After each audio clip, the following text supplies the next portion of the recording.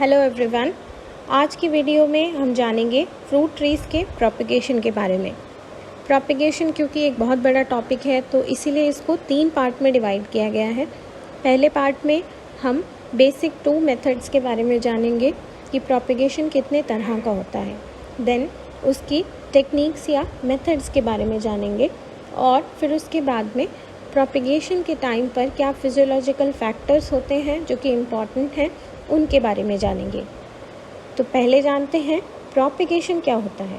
Propagation एक तरह का मल्टीप्लिकेशन होता है। मल्टीप्लिकेशन यानी कि नंबर्स में किसी भी चीज़ को बढ़ाना। ये मल्टीप्लिकेशन प्लांट के किसी भी पार्ट को यूज़ करके किया जा सकता है। ये डिपेंड करता है प्लांट के टाइप पे। कुछ प्लांट्स सीड से प्रोपगेट होते हैं, कुछ प्लांट्स को कटिंग्स के थ्रू प्रोपगेट किया जाता है और कुछ प्लांट्स को लीफ कटिंग या रूट कटिंग के थ्रू भी प्रोपगेट किया जाता है। तो आइए शुरू करते हैं। So today we are going to learn about the importance of plant propagation, modes of plant propagation and the merits of different modes of propagation. So why this propagation is so much important? Because बहुत सारे ऐसे plants होते हैं, अगर हम उन्हें सही तरह से प्रोपगेट नहीं कर पाते तो वो एक्सटेंड हो चुके होते, उनकी आज एग्जिस्टेंस नहीं होती। जैसे कि आपके कई ऐसी वाइल्ड स्पीशीज़ हैं जिनका सही तरह से प्रोपगेशन नहीं होने की वजह से आज वो नहीं है और इस वजह से हमारे जो ब्रीडिंग प्रोग्राम्स हैं वो उनकी क्वालिटी को जो है यूटिलाइज़ नहीं कर पा रहे हैं नई वैरायटी को डेवलप करने में। सो एक प्रोपगेशन का जो रोल है वो ये भी है कि ऐसी वैरायटीज़ को और ऐसे जो प्लांट जीनोटाइप हैं उनको बचा के रखना।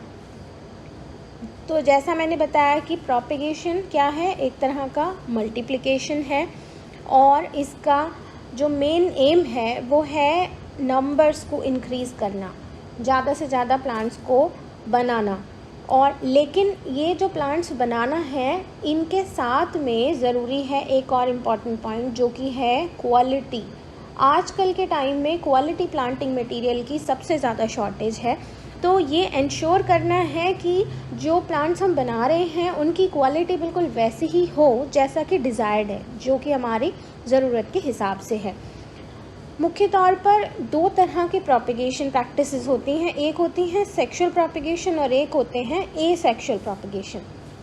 सेक्सुअल प्रोपगेशन में यूज़ होता है आपका सीड का और एसेक्सुअल प्रोपगेशन में अदर देन सीड, यानी कि अदर पार्ट्स में आपका स्टेम्स भी आ जाते हैं, रूट्स, लीव्स और आपके 2 स्टेम्स को जॉइन करना, यानी कि जो बडिंग और आपका ग्राफ्टिंग मेथड है जो कि बहुत ज़्यादा पॉपुलर हो रहा है आजकल आपका फ्रूट क्रॉप्स में। ये सारे मेथड्स जो है वो एसेक्सुअल प्रोपगेशन में आ जाते हैं। तो आइए पढ़ते हैं इनके बारे में डिटेल से। सेक्सुअल प्रोपगेशन क्या होता है? सेक्सुअल प्रोपगेशन या फिर sexual reproduction, it refers to the multiplication of plants by the means of seeds. Seed से होने वाला प्रोपगेशन है ये। और सीड्स कब बनते हैं? जब पॉलिनेशन और फर्टिलाइजेशन प्रॉपर हो जाए। तो यहाँ पर एक इसकी लिमिटेशन भी है ये कि पॉलिनेशन या फर्टिलाइजेशन अगर सही से नहीं हो पा रहा है तो सीड नहीं बनेगा और सीड नहीं बनेगा तो फर्दर इसका प्रोपगेशन नहीं हो पाएगा उस प्लांट का। ये मेल और फीमेल गैमीट्स के बनने से जो फर्टिलाइजेशन होता है उससे जो रिजल्टेंट सीड होता है उसको हम यूज़ करते हैं सेक्सुअल प्रोपगेशन में। और इस तरह के जो प्लांट्स इन सीड से रेज किए जाते हैं उन्हें कहते हैं हम सीडलिंग प्लांट्स। एक और टर्म आपने सिमिलर सुनी होगी जिसको बोलते हैं सैपलिंग। सैपलिंग और सीडलिंग बहुत क्लोजली रिलेटेड हैं। दोनों में ही जो है सीड से जो आपका प्लांट बनता है वो दोनों सैपलिंग में भी ऐसा ही होता है और सीडलिंग में भी ऐसा ही होता है। इसमें जो एक छोटा सा फ़र्क है वो ये है कि सीडलिंग हम उन प्लांट्स को बोलते हैं जो कि पर्पसफुली ग्रो किए जाते हैं। जैसे हम मैंगो के सीडलिंग अगर बना रहे हैं, गुआवा के सीडलिंग अगर हम बना रहे हैं, तो हमारा पर्पज़ है कि हम उन प्लांट्स को प्रोड्यूस करें। जबकि जो सैपलिंग होता है वो अपने आप उगता है, जैसे जंगलों में जो सीड्स नीचे गिर जाते हैं प्लांट्स से, उन सीड्स से जो नए प्लांट्स जन्म लेते हैं उनको बोलते हैं sapling.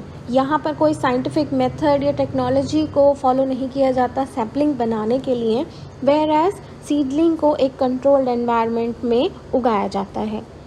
This sexual propagation involves careful management of germination conditions and facilities and knowledge of the requirement of individual kind of seed. ये बहुत ज़रूरी है कि हर एक सीड को उगाने का तरीका अलग है। किसी को टेम्परेचर अलग चाहिए, किसी को डार्कनेस चाहिए, किसी को थोड़ी सी लाइट चाहिए, किसी को मॉइस्चर कंटेंट अलग चाहिए, और किसी को वेरियस ट्रीटमेंट्स चाहिए, जैसे कि आपका स्ट्रैटिफिकेशन है और एक ट्रीटमेंट होता है आपका स्कैरिफिकेशन। ये जो इस तरीके के एलाइड ट्रीटमेंट्स हैं या एलाइड आपके फिजियोलॉजिकल फिनोमेना हैं, इनको हम पार्ट 3 में डिस्कस करेंगे। तो ये स्पेसिफिक सेट ऑफ ट्रीटमेंट्स जो हैं वो कुछ सीड्स को चाहिए होते हैं इनको जर्मिनेट कराने में। और बहुत सारे फैक्टर्स हैं जिन पर ये सीड प्रोपेगेशन डिपेंड करता है, जैसे कि सीड की प्योरिटी पर और क्वालिटी पर और सीड डॉर्मेंसी पर, या इस डॉर्मेंसी को ब्रेक करने के लिए किए गए प्री जर्मिनेशन ट्रीटमेंट्स पर। अगर इनमें से किसी भी स्टेप पर कोई गलती हो जाती है तो आपका रिजल्टिंग जो प्लांट है या तो उसकी क्वालिटी अच्छी नहीं होगी या फिर वो जर्मिनेट ही नहीं करेगा। अब एडवांटेजेस और डिसएडवांटेजेस की बात करते हैं। तो एडवांटेजेस क्या हैं? एक तो ये सिंपल है और इजी है। It is as simple as that कि एक सीड लिया, सीड को हमने जर्मिनेट कराया और नया प्लांट बना लिया। चांस सीडलिंग जो है वो पॉसिबल हैं अगर हम सीड से किसी प्लांट को उगाते हैं। इनके एग्जाम्पल्स जो हैं वो मैंगो में बहुत ही क्लासिक एग्जाम्पल्स अवेलेबल हैं, जैसे कि आपका दशहरी वैरायटी है, दशहरी वैरायटी, या फिर आपकी चौसा है, या आपका लंगड़ा वैरायटी है। ये सभी वैरायटी चांस सीडलिंग सिलेक्शन है। इसमें क्या होता है कि जो सीड प्रोपेगेटेड आपके प्लांट्स हैं, उनके लॉट हैं, उसमें से जो आपकी बेस्ट परफॉर्मिंग प्लांट है उसको सेलेक्ट करके और उस प्लांट को फिर वेजिटेटिव मीन्स से प्रोपेगेट किया जाता है। तो ऐसा सिलेक्शन चांस सीडलिंग सिलेक्शन कहलाता है। देन इनका रूट सिस्टम बड़ा ही स्ट्रॉन्ग होता है, क्योंकि आपका इसमें टैप रूट सिस्टम होता है जो सीड प्रोपेगेटेड प्लांट हैं। इनकी रेजिस्टेंस और tolerance to different biotic and abiotic stresses, it is more stronger than the other plants जो कि आपके कटिंग से प्रोपेगेट हो रहे हैं। कुछ ऐसे प्लांट्स हैं जैसे कि पपाया और कोकोनट हैं जहाँ पर आपके दूसरे मेथड्स यानी वेजिटेटिव मेथड्स पॉसिबल नहीं हैं, क्योंकि यहाँ पर आपका फिनोल्स जो हैं वो ज़्यादा बन रहे हैं या फिर आपका मोनोकॉट का प्रॉब्लम है। तो ऐसे में सिर्फ आपके पास सीड प्रोपेगेशन का ही रास्ता बचता है। एंड हाइब्रिड जनरेशन, हाइब्रिड्स बनाने के लिए have to go for the seed propagation. Polyembryony और एपोमिक्सिस दो फिनोमेना हैं जिनसे ट्रू टू टाइप प्लांट्स बनाए जा सकते हैं, जो कि सीड प्रोपेगेशन के थ्रू ही पॉसिबल है। रूट स्टॉक की प्रोपेगेशन यूजुअली आपकी सीड से करी जाती है। कारण क्या है? क्योंकि रूट स्टॉक का मेन ऑब्जेक्टिव होता है वाटर और न्यूट्रिएंट्स को एब्जॉर्ब करना सॉइल में से, और जो आपके सॉइल फैक्टर्स हैं उनसे प्लांट को बचाना, जैसे सैलिनिटी है या फिर सॉइल बॉर्न आपके पैथोजेंस हैं। तो अगर रूट सिस्टम आपका जो है ज़्यादा एक्सटेंसिव होगा, स्ट्रॉन्ग होगा, तभी एक अच्छा रूट स्टॉक बन पाएगा। देन सीड जो हैं वो लंबे समय तक स्टोर किए जा सकते हैं। जैसे आपके ऑर्थोडॉक्स सीड होते हैं, ऑर्थोडॉक्स सीड्स कम मॉइस्चर पर बहुत सालों तक के लिए स्टोर किए जा सकते हैं। इनको स्पेस भी कम चाहिए। अब इमेजिन कीजिए कि एक मैंगो के शूट को प्रिजर्व करना है और एक मैंगो के सीड को प्रिजर्व करना है, तो what would be easier? To preserve a seed, इसी तरह से डिसएडवांटेजेस हैं। डिसएडवांटेजेस जैसे कि प्लांट जो आपके रिजल्टिंग प्लांट्स होते हैं सीड से, वो ट्रू टू टाइप नहीं होते, उनमें मिक्स कैरेक्टर्स होते हैं, जो फीमेल और मेल प्लांट्स हैं उनके, या फिर हो सकता है कि जो पॉलन है वो डिस्टेंट लोकेशन से आया हो, तो कुछ अलग तरह के कैरेक्टर्स भी आपको देखने को मिलते हैं। जुवेनाइल फेज़ इनका लंबा होता है। जुवेनाइल फेज़ क्या होता है, कौन सा, सीडलिंग से आपका फ्लावरिंग तक जो आने का फेज़ होता है वो जुवेनाइल फेज़ होता है। ये फेज़ में आप देखेंगे कि 8 से 10 साल तक का भी ये फेज़ हो सकता है इन case of mango and jamun. Usually it is 5 to 6 years in most of the plants, लेकिन फिर भी ये जो है वो काफ़ी लंबा है, क्योंकि जो आपके वेजिटेटिव मीन्स से प्रोपेगेटेड प्लांट्स हैं उनमें ये 3 से 4 साल का होता है। देन रोबस्ट होते हैं, ट्री बहुत ही बड़ा हो जाता है और कैनोपी बहुत ज़्यादा बड़ी हो जाती है, जिनकी वजह से जो डिफरेंट मैनेजमेंट प्रैक्टिसेस हैं उनको कैरी करना बहुत ही मुश्किल होता है। प्रूनिंग बार बार करनी पड़ती है, spraying is most difficult task and harvesting. फिर कुछ सीड्स जो हैं आपके रिकैल्सिट्रेंट होते हैं, जैसे बताया कि ऑर्थोडॉक्स सीड्स होते हैं और एक होते हैं रिकैल्सिट्रेंट। रिकैल्सिट्रेंट में जो वाइबिलिटी है सीड की वो बहुत जल्दी चली जाती है। सीड एक्सट्रैक्शन के तुरंत बाद जो है उन सीड्स को आपको सो करना है, नहीं करेंगे तो उनकी जो जर्मिनेशन परसेंटेज है it can be drastically reduce to 50% within a week in case of citrus, mango and papaya. अब जो रूट स्टॉक का जो बेनिफिट है जो कि वेजिटेटिव प्रोपिगेशन में लिया जा सकता है, that can not be taken in the seed propagation. जब सीड से ही उगा रहे हैं तो हम बडिंग ग्राफ्टिंग जो है इनिशियल स्टेज पे तो नहीं करेंगे, यस लेटर स्टेज पर हम कर सकते हैं। फिर जो फ्रूट्स हैं वो इन्फीरियर क्वालिटी के होते हैं जनरली, जो बिल्कुल वैरायटी आपकी ऐसे क्रॉस पॉलिनेटेड हैं स्पेशली, तो क्रॉस पॉलिनेटेड वैराइटीज़ में आपका ये प्रॉब्लम आता है कि आपको फ्रूट जो है वो उसका साइज़ अच्छा नहीं होगा, उसका कलर अच्छा नहीं होगा, फाइब्रस होगा, उसके अंदर जो फ्लैशी पार्ट है वो कम हो सकता है, तो दैट वे इन्फीरियर क्वालिटी के फ्रूट्स आपको मिल सकते हैं। एसेक्सुअल प्रोपिगेशन में किसी तरह के फर्टिलाइजेशन की ज़रूरत नहीं होती है, फ्री ऑफ फर्टिलाइजेशन है, और इसको कोई भी वेजिटेटिव पार्ट का इस्तेमाल करके प्लांट को मल्टीप्लाई किया जा सकता है। और जैसे कि आपका माइटोटिक डिवीज़न होता है सेल में, वो आपका मोस्टली जो सबसे ज़्यादा स्पीड से चलता है वो चलता है टिप पार्ट में, जैसे शूट टिप है, रूट टिप है और आपका कैम्बियम पार्ट है, यहाँ पर सबसे स्पीडी माइटोटिक डिवीज़न चलता है। तो मोस्टली इस तरह के पार्ट्स लिए जाते हैं जहाँ पर ये कैम्बियम पोर्शन या शूट टिप पोर्शन या रूट टिप पोर्शन ज़्यादा हो। When some portion of the plant is wounded, this mitotic division takes place. So under this mitotic division, chromosome divide longitudinally to form two daughter cells, and this form the basis of asexual propagation. यहाँ पर जो दो sales बनती हैं वो identical होती हैं, और इसीलिए जो ट्रू टू टाइप का कंसेप्ट आया है, ट्रू टू टाइप आपने अक्सर पढ़ा होगा, ये प्लांट ट्रू टू टाइप है। इसका मतलब क्या है कि जिस प्लांट से वो बनाया गया है वो बिल्कुल अपने मदर प्लांट की तरह है। आपके जो फिनोलॉजिकल कैरेक्टर्स हैं या फिर आपके जेनेटिकल कैरेक्टर्स हैं उन सभी में the plants raised through asexual process are identical to mother plant, and cutting, division, layering, budding, grafting, these are the main techniques of asexual propagation. इनके बारे में हम आगे डिटेल से पढ़ने वाले हैं। Advantages and disadvantages of asexual propagation. जैसे कि सेक्सुअल प्रोपेगेशन के अपने एडवांटेजेस और डिसएडवांटेजेस हैं, उसी तरह से एसेक्सुअल प्रोपेगेशन की भी हैं। तो एडवांटेजेस बहुत सारी हैं, जैसे कि पहला, ट्रू टू टाइप होते हैं जो प्लांट्स इससे प्रोड्यूस होते हैं, उनका जुवेनाइल पीरियड जो है वो कम होता है, यानी कि जल्दी उसमें फ्लावरिंग और फ्रूटिंग आ जाती है।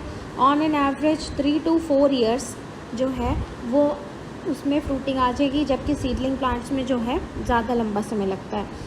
Smaller in stature and hence management operations like spraying, pruning and harvesting, ये सारी जो है वो आसान हो जाती हैं।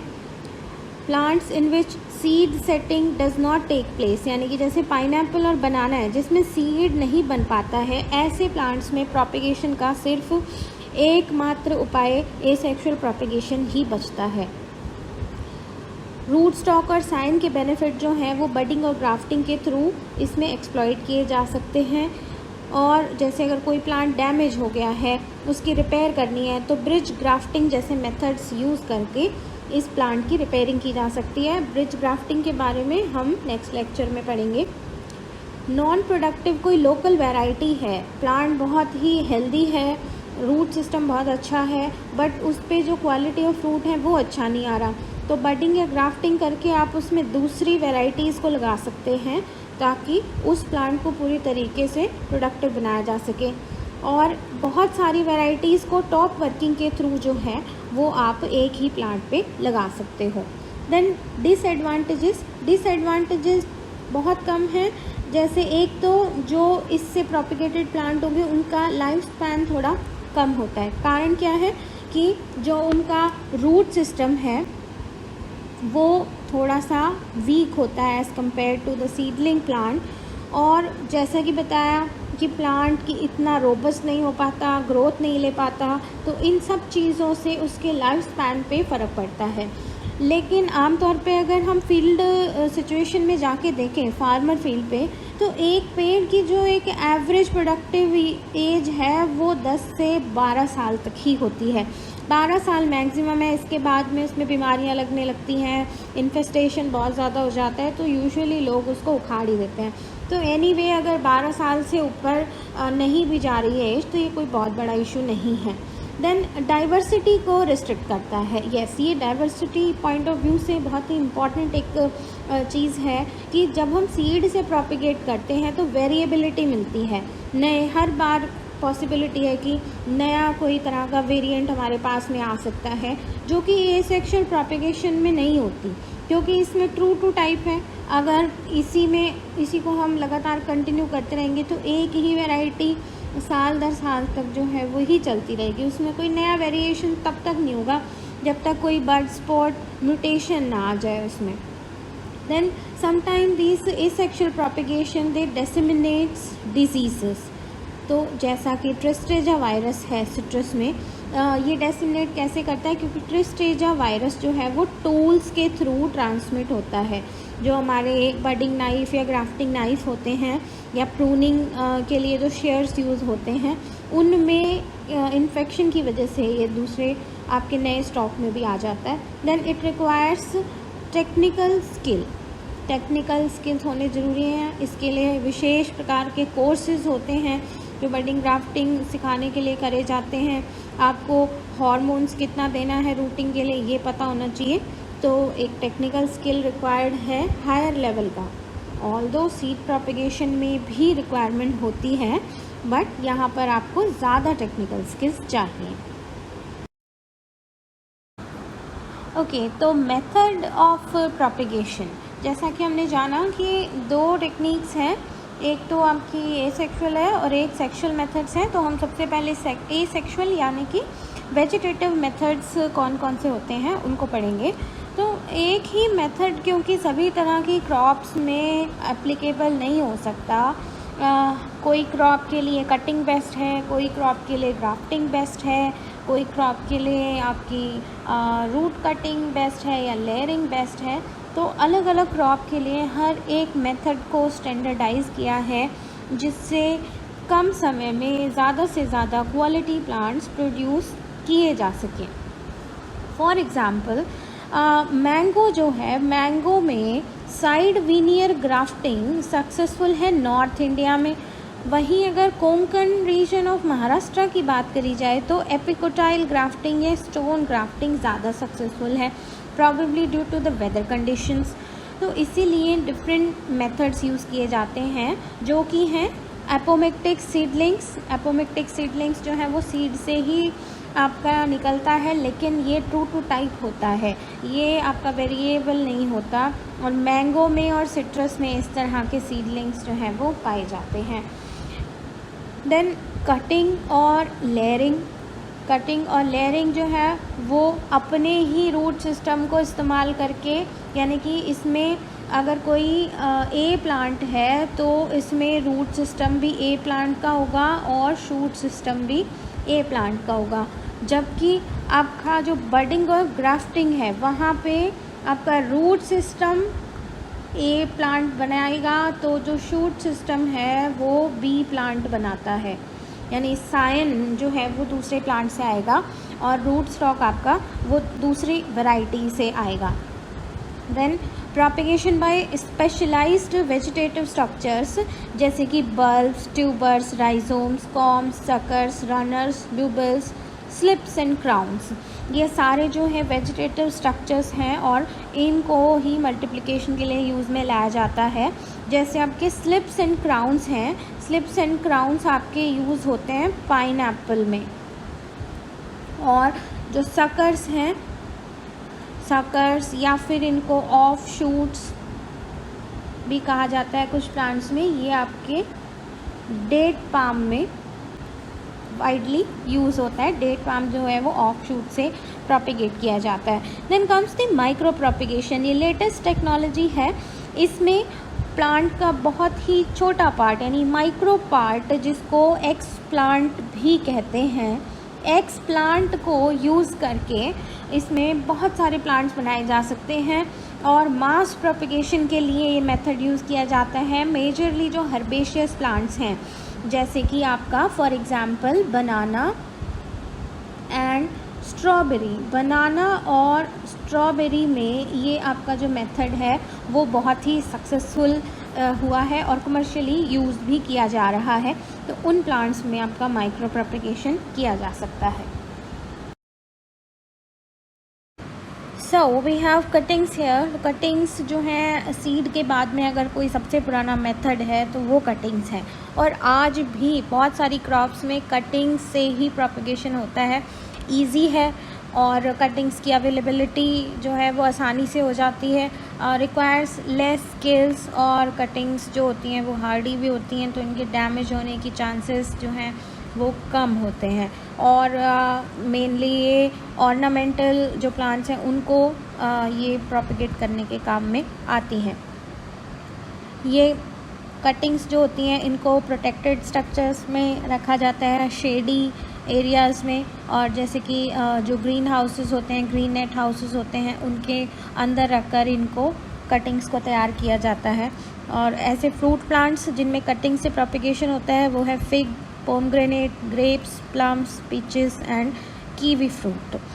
कटिंग्स कई तरह की हो सकती हैं, ये रूट कटिंग हो सकती हैं, ये शूट कटिंग हो सकती हैं, ये लीफ कटिंग हो सकती हैं। मेनली हम शूट कटिंग इस्तेमाल करते हैं फ्रूट क्रॉप्स में।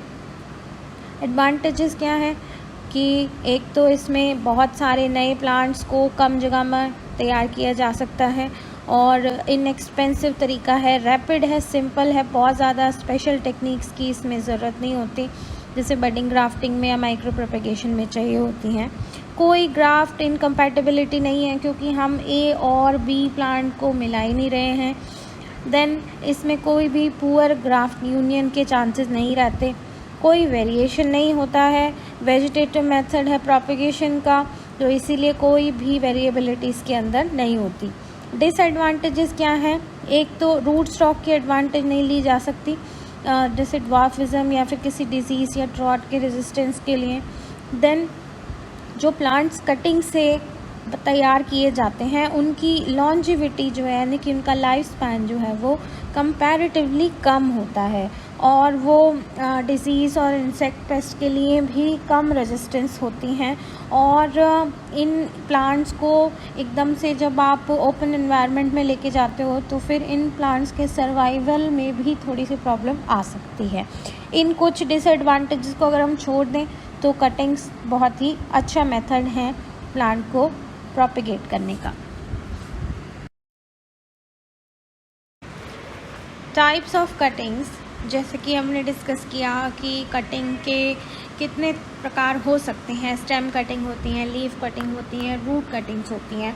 ऐसे ही सबसे पहली हैं stem cuttings. Stem cutting is any cutting taken from the main shoot of a plant or any side shoot growing from the same plant or stem.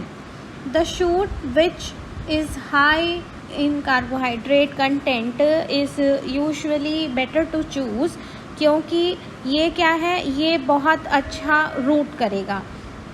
Rooting in the sense कि अगर इस cutting के अंदर जैसे एक part से तो आपका शूट ग्रो होगा और एक पार्ट से आपके रूट ग्रो होंगे, तो अगर इसका कार्बोहाइड्रेट कंटेंट ज़्यादा है तो इसमें रूटिंग ज़्यादा होगी।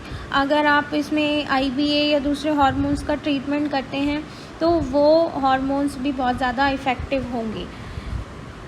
ये जो स्टेम कटिंग्स हैं ये भी 3 तरह की होती हैं, हार्डवुड और सेमी हार्डवुड और आपकी सॉफ्टवुड कटिंग्स या हर्बेशियस कटिंग्स होती हैं। पहली है हार्डवुड कटिंग्स। ये कटिंग्स जो है वो ली जाती हैं मैच्योर और लिग्निफाइड स्टेम्स से, और इनको यूजुअली डॉर्मेंट सीजन में प्रिपेयर किया जाता है from 1 year old shoot of previous season growth से। 10 से 45 सेंटीमीटर की इनकी लेंथ होनी चाहिए, 0.5 से 2.5 सेंटीमीटर का डायमीटर, या फिर इसको हम जनरली बोल देते हैं कि they should be of pencil thickness. और इसमें एटलीस्ट 3 या इससे ज़्यादा बर्ड्स होनी चाहिए। 3 या इससे ज़्यादा बर्ड्स का क्या काम है, देखिए सपोज़ कीजिए 3 बर्ड्स हैं, एक बर्ड जो है वो ज़मीन के अंदर दबाई जाती है जिससे कि रूट निकलेगी, बाकी 2 बर्ड्स जो हैं वो शूट बनाने के काम में लाई जाती हैं। अगर इसमें 3 से ज़्यादा बर्ड हैं तो 2 बर्ड्स को नीचे दबाया जाता है, ताकि अगर ऊपर की कोई बर्ड धूप से, बारिश से या किसी प्रकार के वेदर इम्पैक्ट की वजह से ख़राब हो गई है तो ये जो नीचे वाली जो बर्ड है, स्पेयर बर्ड है, ये बाद में शूट बनाने का काम करेगी। For tropical and subtropical crops, straight cut is given at the top in order to minimize the transpiration loss, and a slant cut should be given at the base to expose more area for absorption of water and nutrient. यानी कि जैसे suppose ये cutting है तो top पर तो ऐसे straight cut देंगे और नीचे की तरफ जो है इस तरह का स्लांट कट देंगे। अब ये जो है सरफेस एरिया ज़्यादा हो गया तो रूटिंग और भी ज़्यादा जो है प्रॉपर होगी। साथ ही साथ में पोलैरिटी का भी इससे मेंटेन हो जाता है। आपको ये पता लग जाएगा कि स्लांट कट वाला एरिया जो है वो आपका नीचे वाला एरिया है जहाँ आपको मिट्टी में दबाना है। वरना क्या होता है, कटिंग्स तैयार करके अगर हम जैसे रख देंगे तो कंफ्यूजन हो जाता है, पोलैरिटी जो है वो अलग अलग हो जाती है, जो टॉप वाला पार्ट है वो कभी कभी मिट्टी में दब जाता है तो उससे रूटिंग नहीं होती है। तो इन सारी चीज़ों का ध्यान रखते हुए एक कटिंग को तैयार किया जाता है। एंड देन इससे ये भी फ़ायदा होगा कि अगर जैसे बारिश होगी तो यहाँ पर एक्यूमुलेट नहीं होगी ऊपर टॉप वाले एरिया में, अगर इस तरह पानी इकट्ठा नहीं होगा तो फंगल इन्फेक्शन वगैरह आगे में प्लांट के अंदर नहीं होते हैं। So the second type of cuttings, they are the semi hardwood cuttings or the greenwood cuttings. These cuttings are those which are made from woody, broad-leaved evergreen species with partially matured woods. इस तरह की जो cuttings हैं वो mango में, guava में, lemon, Jack fruit और कुछ श्रब्स और श्रबी ऑर्नामेंटल प्लांट्स में तैयार की जाती हैं। इनकी लेंथ 7 से 20 सेंटीमीटर के बीच में होती है और जो 1/4 कटिंग है वो सॉइल में इंसर्ट करनी होती है। बेस्ट टाइम इस तरह की कटिंग लेने का है समर टाइम, जब नए शूट्स आ रहे होंगे और जो वुड है उनमें वो पार्शियली मैच्योर्ड होगी। अनलाइक हार्डवुड कटिंग्स जो कि डॉर्मेंट सीजन में ली जाती हैं, सेमी हार्डवुड जो है वो एक्टिव सीजन में ली जाती हैं। Then third type of cutting ये है आपकी सॉफ्टवुड कटिंग। जो स्टेम कटिंग्स हैं ये कटिंग प्रिपेयर की जाती हैं soft succulent non lignified shoot से, जो कि हार्डी नहीं होते, वुडी नहीं होते। इस तरह की कटिंग सॉफ्टवुड कटिंग्स कहलाती हैं। और ये कटिंग बहुत जल्दी डेसिकेट हो जाती हैं। इसी वजह से इनका बहुत ध्यान रखना पड़ता है। और इसमें जो एक मेन फैक्टर है जिसको मेंटेन किया जाना चाहिए वो है आपका ह्यूमिडिटी। ह्यूमिडिटी लेवल बहुत जो है वो ज़रूरी है मेंटेन करना। देन यूजुअली इनका साइज़ भी 5 से 6 इंचेस के बीच में होता है, सेंटीमीटर्स के बीच में होता है। और ये स्पीशीज़ टू स्पीशीज़ जो है वेरी करती हैं, इनकी जो लेंथ है वो कितनी होगी। और इस तरह की जो कटिंग्स हैं उसमें लीव्स को रहने दिया जाता है। आमतौर पे कटिंग तैयार करने से पहले जो है पत्तियों को हटा देते हैं ताकि उनमें एक्सेसिव ट्रांसपिरेशनल लॉसेस ना हो। यहाँ पे मॉइस्चर लेवल को मेंटेन रखने के लिए और जो कटिंग है उसको सपोर्ट करने के लिए लीव को रहने दिया जाता है। बेस्ट टाइम जो है इस तरह की कटिंग को प्रिपेयर करने का वो है लेट समर्स में। देन हर्बेशियस कटिंग्स जो हैं, हर्बेशियस कटिंग्स ये बिल्कुल ही सकुलेंट प्लांट में प्रिपेयर की जाती हैं। इसमें बिल्कुल भी वुड पार्ट प्रेजेंट नहीं होता है कटिंग में। और जो ऑर्नामेंटल आपके फ्लावर्स हैं जैसे जेरेनियम, क्राइसैंथेमम और कार्नेशन, कोलियस और तरह के जो फोलेज प्लांट्स हैं उनमें हर्बेशियस कटिंग्स के थ्रू जो है प्रोपेगेशन किया जाता है। 7 to 15 सेंटीमीटर लॉन्ग ये कटिंग्स होती हैं जिनमें ऊपर की तरफ लीव्स को रहने दिया जाता है। और ये सॉफ्ट वुड कटिंग्स की तरह ही रूटिंग कंडीशन में रखी जाती हैं हाई ह्यूमिडिटी में। और बॉटम हीट अगर इन कटिंग को दी जाए तो इससे रूटिंग प्रोसेस जो है वो काफ़ी स्पीड अप किया जा सकता है। Root cuttings, propagation by means of root cuttings is also a simple and cheap method of vegetative propagation in some species which are difficult to propagate by other methods। तो बहुत ही कम ऐसी fruit crops हैं जिनमें इस तरह के method को use किया जाता है, except for kiwi, bread fruit, fig, rose, mulberry, apple, peach, pear, cherry and persimmon. और यहाँ पर भी ये कमर्शियल मेथड नहीं है। कमर्शियली ब्लैकबेरी और रास्पबेरी हैं जो कि इस मेथड से प्रोपिगेट की जाती हैं। जनरली जो है प्लांट में सकर्स जो प्लांट के साइडों से आप ग्रोथ देखते हैं निकलती है, these are called as suckers. और यहाँ इनकी जो रूट्स होती हैं वो बहुत ही प्लांट की एक्सटेंसिव हो जाती हैं। इस तरह की रूट्स को कट करके और इनकी लेंथ जो है वो जनरली कितनी होनी चाहिए, वो 10 से 15 सेंटीमीटर होनी चाहिए और 1 सेंटीमीटर की इनकी मोटाई लगभग होनी चाहिए। इस तरह के रूट्स को कट करके सेपरेट किया जाता है मेन प्लांट से और फिर उनको अलग ग्रोइंग मीडिया में तैयार किया जाता है और फिर उससे जो प्लांट बनता है वो फर्दर मल्टीप्लिकेशन के लिए यूज़ में लाया जाता है। अर्ली स्प्रिंग या लेट विंटर जो है इस तरह की कटिंग लेने के लिए बेस्ट टाइम है, जबकि टेम्परेट फ्रूट्स में ये दिसंबर के टाइम पर तैयार की जाती हैं और फिर उनको वार्म प्लेस में मॉस ग्रास में रख दिया जाता है ताकि इसमें से मॉइस्चर जो है वो कम ना हो जाए और इसमें विंटर में जो लो टेम्परेचर का इम्पैक्ट है वो भी ना आए। और फर्दर इनको जो है वो फरवरी मार्च के टाइम पर मल्टीप्लाई होने के लिए ओपन बेड्स में ट्रांसप्लांट किया जाता है। लीफ कटिंग्स भी एक तरह की कटिंग होती है लीफ बड कटिंग्स। तो लीफ कटिंग क्या है, जैसे आपने देखा होगा ब्रायोफिलम होता है, ब्रायोफिलम की पत्ती में आप देखते हैं छोटे छोटे से पत्ते निकले होते हैं साइड में और उनमें धीरे धीरे आप देखेंगे कि रूट्स भी आने लग जाती हैं। तो ये एक तरह की लीफ कटिंग्स है, इनको अलग निकाल कर सेपरेट कर लिया जाता है और फिर इन्हें भी एक सेपरेट प्लांट की तरह तैयार किया जा सकता है। ये दोनों ही मेथड किसी पर्टिकुलर फ्रूट क्रॉप में कमर्शियल प्रोपेगेशन का मेथड नहीं है, तो बहुत ज़्यादा यूज़फुल नहीं है उस पॉइंट ऑफ व्यू से कि हम इनको एक तरह के मेथड में अपनाएं और फिर इसको लार्ज स्केल पर ले जाया जा सके। Layering methods, next to cuttings there is layering जो कि वेजिटेटिव मेथड में काउंट होता है। लेयरिंग का मतलब ये नहीं है कि हमें डिफरेंट लेयर्स बनानी है। बल्कि इसका मतलब ये है कि जो प्लांट की स्टेम्स हैं, जो ट्विग्स होती हैं, उनके ऊपर एक लेयर बनानी होती है और फिर उस लेयर्स में से जो है वो रूट डेवलप होती हैं and then that part from the roots यहाँ से इसको डिटैच किया जाता है एंड देन उस सेपरेट प्लांट को लेयर बोला जाता है। ये लेयर प्लांट एक नया प्लांट होता है और फिर इसको फर्दर मेन फील्ड में प्लांटेशन के लिए यूज़ किया जाता है। जैसे कि लेयर आप समझ रहे हैं कि मुर्गियाँ होती हैं, उसमें भी लेयर्स होती हैं जो कि एग्स देती हैं, यानी एक प्लांट से दूसरा प्लांट बन रहा है तो वो भी एक तरह की जो है वो लेयरिंग कर रहा है। तो what is layer and what is layering? It is clear. It is a form of rooting of cuttings in which the adventitious roots are initiated on the stem while it is still attached to a plant. ये एक specific चीज़ है।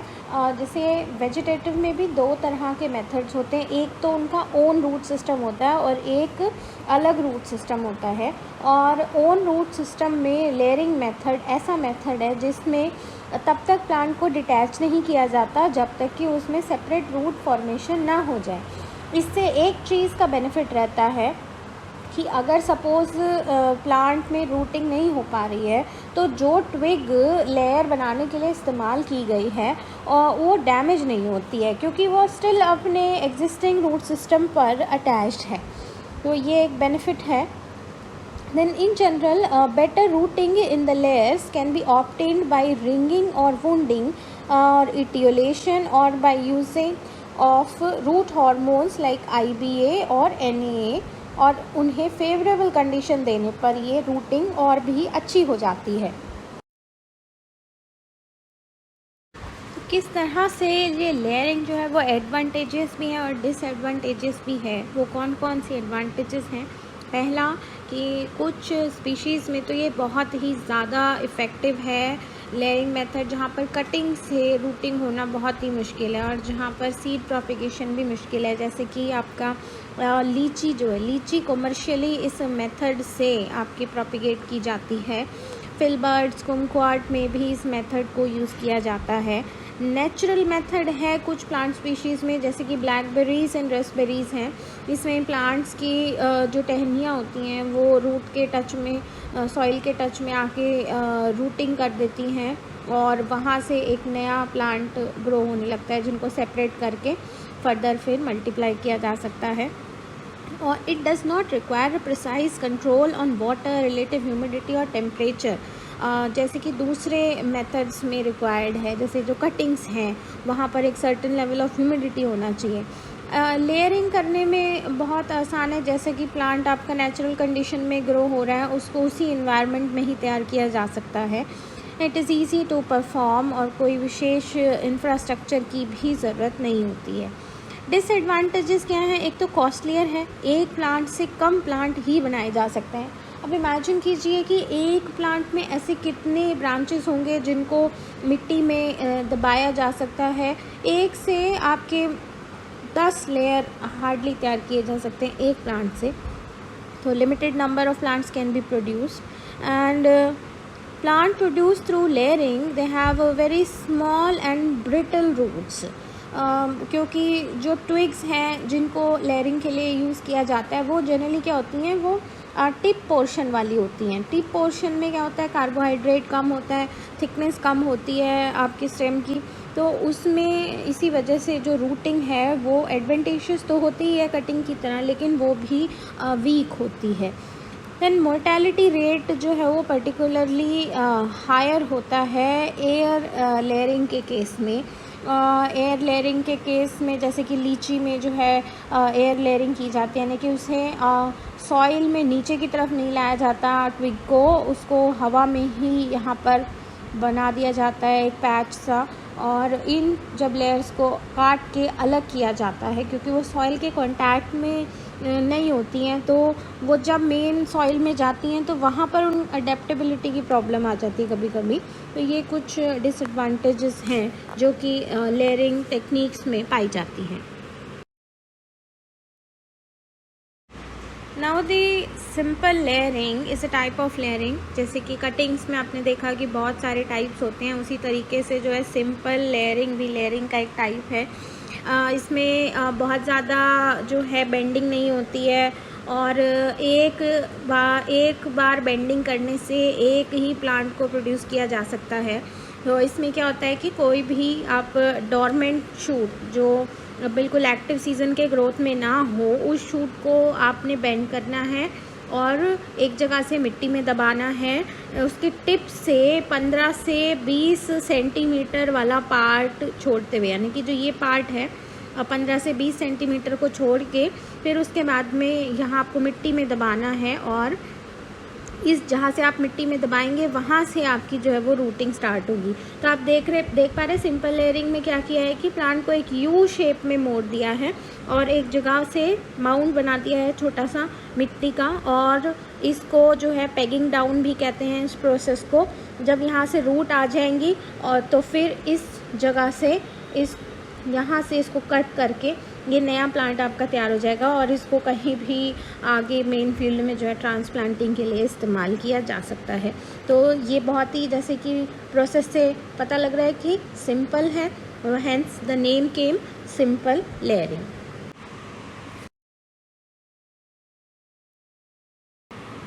दूसरा method जो है वो है compound और सर्पेंटीन layering का। ये भी एक तरह की सिंपल लेयरिंग है, और यहाँ पर ये सिंपल लेयरिंग आपको 2 या 2 से ज़्यादा बार करनी है। जैसे कि आपको इस पिक्चर में दिखाई दे रहा है, इस पिक्चर में आप देखिए कि इसी तरह से एक डोरमेंट शूट लिया गया है और इसको एक बार यू बनाया गया और दोबारा से यू बनाया गया है।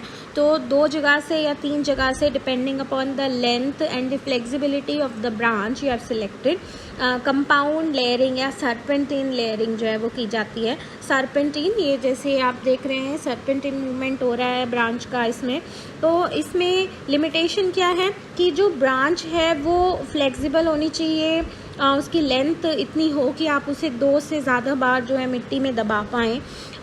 नो डाउट इसमें ये एक लेयर जो है इससे आप 2 या 2 से ज़्यादा प्लांट तैयार कर सकते हैं, पर ऐसे बहुत कम प्लांट्स होते हैं जिसमें इतनी फ्लेक्सिबिलिटी ब्रांचेस में और इतनी लेंथ अवेलेबल हो। मस्कार्डाइन ग्रेप्स जो है वहाँ पर ये मेथड को कमर्शियली यूज़ किया जाता है प्रोपेगेशन के लिए।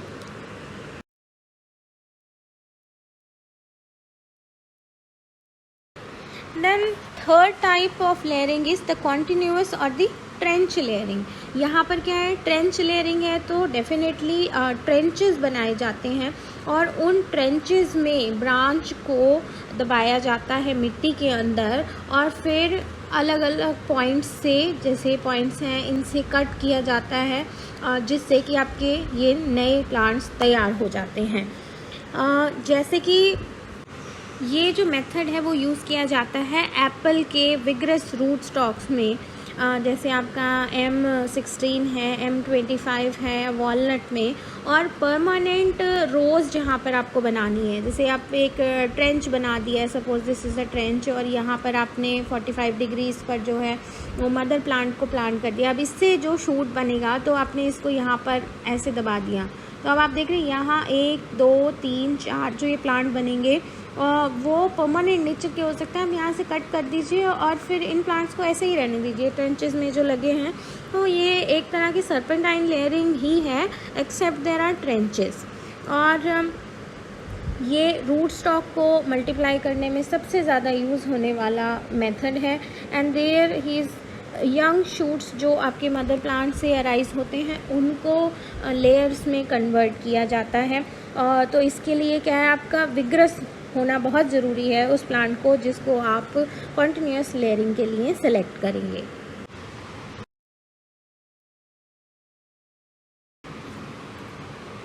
अब जो चौथे तरह की लेयरिंग है वो है एयर लेयरिंग, यानी कि इसको दूसरे नाम से जानते हैं मार्कोटेज या गूटी, या फिर आपकी पॉट लेयरेज के नाम से जानते हैं, और बहुत ही ज़्यादा पॉपुलर है लीची और रामबुटान में।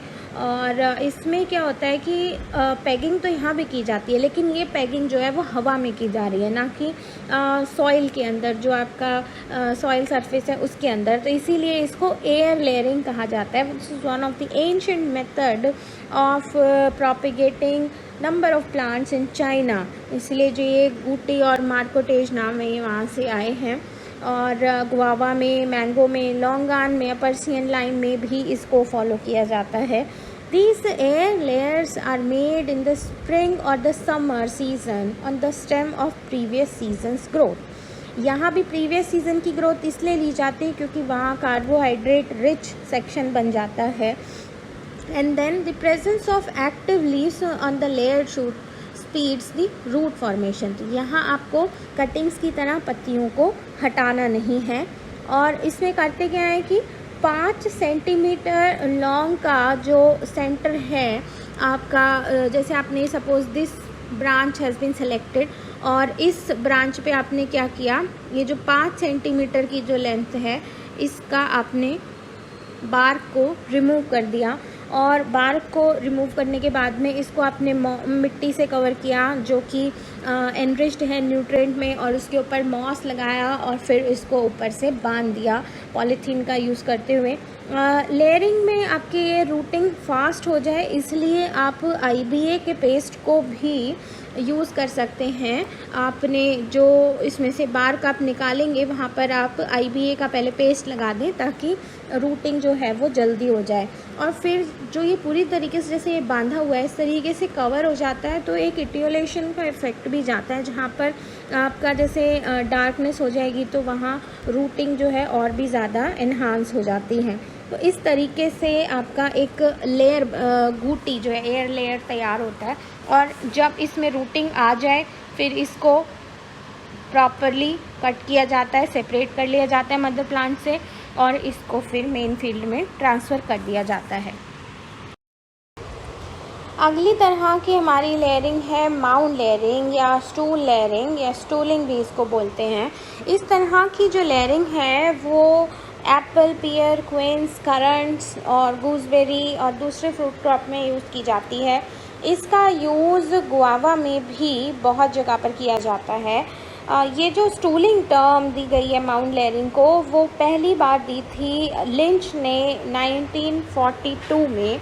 और इसमें बेसिकली किया क्या जाता है कि एक मदर प्लांट को पहले हेड बैक कर दिया जाता है। हेड बैक कर दिया जाता है ग्राउंड से लगभग आधे से 1 फीट की हाइट पे छोड़ के, और फिर वहाँ से जो नई आपकी शूट्स निकलते हैं, सपोज़ जैसे ये नए शूट निकल रहे हैं, इन शूट्स को गर्डल कर दिया जाएगा। गर्डल मतलब इनकी बार हटा दी जाएगी 2-2, 3-3 सेंटीमीटर की पूरी, और वहाँ पर फिर उसको IBA से ट्रीट किया जाएगा depending upon the type of plant. बहुत ज़्यादा वुडी है तो IBA की कॉन्सेंट्रेशन भी ज़्यादा रखी जाती है। तो 3000 से लेकर 5000 ppm तक जो आपका IBA है उससे ट्रीट किया जाता है इन गर्डल्स को। और फिर वो जहाँ पर गर्डलिंग की गई है उतने पूरे हिस्से में माउंड बना दिया जाता है, यानी मिट्टी का ढेर बना दिया जाता है और उसको पूरे को मिट्टी के अंदर दबा दिया जाता है। फिर जहाँ जहाँ उस पर गर्डल किया गया है उन जगहों से रूट्स बाहर निकलते हैं और फिर इनको काट के अलग कर दिया जाता है मदर प्लांट से। इस तरीके से आपके नए जो प्लांट्स बनते हैं उनको फर्दर आप प्लांटेशन के लिए यूज़ कर सकते हो। तो इसमें क्या है कि एक तो ये थोड़ा टाइम टेकिंग प्रोसेस है पर ज़्यादा रिलायबल है क्योंकि इसमें कोई बेंडिंग नहीं है, तो ब्रांच के टूटने का कोई ख़तरा नहीं है। और इस तरीके से जब हम हेड बैक कर देते हैं तो आपका लगभग 1 से 1.5 महीने के अंदर जो है आपकी नए प्लांट्स आ जाते हैं। और फिर उसके बाद फर्दर आपका विद इन मंथ जो है वो रूटिंग वगैरह होके आपका प्लांट रेडी हो जाता है। तो ये जो पूरा प्रोसेस है वो आपका 2 से 2.5 महीने का प्रोसेस है। उसके बाद अगर आप चाहें तो उन लेयर्स को कट करके आप नर्सरी में ले जाएं, हार्डनिंग करें और फिर मेन फील्ड पे लेके जाएं, या आप उसको डायरेक्टली भी मेन फील्ड पे ट्रांसफ़र कर सकते हैं। एक और तरह की लेयरिंग होती है जो कि होती है टिप लेयरिंग। टिप लेयरिंग में क्या होता है, इसमें सिंपल लेयरिंग की तरह है, इसमें जो है टिप पार्ट को यूज़ किया जाता है। जैसे कि हमने सिंपल लेयरिंग में देखा कि 15 से 20 जो सेंटीमीटर का पार्ट है हम उसको छोड़ रहे थे जब हम उसका यू बना रहे थे इस तरीके से। तो ये वाला पार्ट जो है हम छोड़ दे रहे थे 15 से 20 सेंटीमीटर वाला। यहाँ पर टिप को जो है वो मिट्टी से टच किया जाता है और उसको बहुत ज़्यादा डीप बरी नहीं करना, 5 से 10 सेंटीमीटर जो है आपने सॉइल के अंदर दबाना है उस टिप को। और जब वहाँ से आपकी रूट्स आ जाएंगी तब आप इसको कट करके एक नया प्लांट तैयार कर सकते हैं। और ये मेथड जो है वो ब्लैकबेरीज़ में और रास्पबेरीज़ में यूज़ किया जाता है, क्योंकि इसमें शूट्स, पतले शूट्स अवेलेबल होते हैं, लेंथ होते हैं उनकी, और बेंडिंग भी उनकी जो है बहुत आसानी से हो जाती है। तो जो भी रैम्बलिंग टाइप प्लांट्स हैं उनमें इस मेथड को इजीली फॉलो किया जा सकता है। तो इस तरह से हमने देखा कि अलग अलग कटिंग मेथड्स और अलग अलग लेयरिंग मेथड्स यूज़ करके वेजिटेटिवली किसी भी प्लांट को हम प्रोपेगेट कर सकते हैं। और हर मेथड की अपनी एक एडवांटेज है, एक डिसएडवांटेज है। तो हमें ध्यान रखना है कि किस तरह के प्लांट को हम प्रोपेगेट कर रहे हैं, ताकि हम एक सही मेथड सेलेक्ट करें और क्वालिटी प्लांटिंग मटेरियल को तैयार करें। Thank you.